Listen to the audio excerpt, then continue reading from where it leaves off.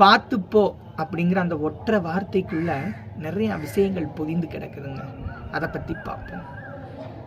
வீடை காலி பண்ணி போகக்கூடிய அந்த நபரிடம் பார்த்து போங்க, நல்ல முறையில் பார்த்து இருங்க அப்படின்னு சொல்லுவாங்க. தான் குழந்தை பள்ளிக்கு போகும்போது பார்த்து போகணும், பத்திரமா வீடு வந்து சேரணும் அப்படிம்பாங்க. விளையாட போகக்கூடிய தான் குழந்தைகிட்ட பார்த்து விளையாடணும், பத்திரமா வீடு வந்து சேரணும் அப்படின்னு சொல்லுவாங்க. ஹாஸ்பிட்டலுக்கு போகும்போது பார்த்து போங்க, நல்லா சரியாகி வருவீங்கன்னு சொல்லி அனுப்புவாங்க. பெண்ணை திருமணம் செஞ்சு அனுப்பும்போது பார்த்து நடந்து கொள்ளணும் அப்படிம்பாங்க. மாப்பிள்ளையிடம் சொல்லுவாங்க, என் பொண்ணை பார்த்துக்கங்க, பத்திரமா பார்த்துக்கங்க அப்படின்னு சொல்லுவாங்க. பணி நிறைவு முடிந்து போகும் அந்த நபரிடம் சொல்லுவாங்க மற்றவர்கள், பார்த்து பத்திரமா நல்லபடியாக இருங்க அப்படின்னு சொல்லுவாங்க.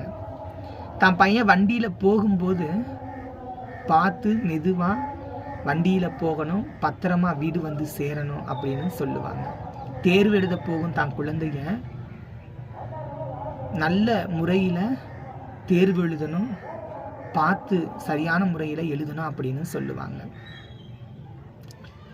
சுற்றுலா செல்லக்கூடிய தான் குழந்தையிடம் சொல்லுவாங்க, பத்திரமா போய் வாங்க, பார்த்து இருங்க அப்படின்னு சொல்லுவாங்க. வீட்டுக்கு வந்த உறவினர் மீண்டு அவர் போகும்போது சொல்லுவாங்க, பார்த்து பத்திரமா போய் சேருங்க, நல்ல முறையில் வீடு போய் சேர்ந்துட்டீங்க அப்படின்னு ஒரு ஃபோன் பண்ணுங்க அப்படின்னு சொல்லுவாங்க.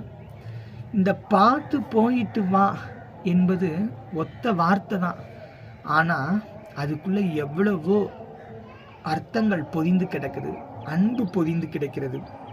அம்மாவா இருக்கட்டும், அப்பாவா இருக்கட்டும், அக்காவா இருக்கட்டும், பாட்டியாக கூட இருக்கட்டுங்க, இல்லை நட்பாக இருக்கட்டும், உறவினர்களாக கூட இருக்கட்டும், யாராக வேண்டுமானாலும் இருக்கட்டும், இப்படி சொல்லுவது எல்லாம் ஒரு அக்கறை கலந்த பாசம், ஒரு உரிமையின் அன்பின் வெளிப்பாடு தாங்க அது எல்லாம்.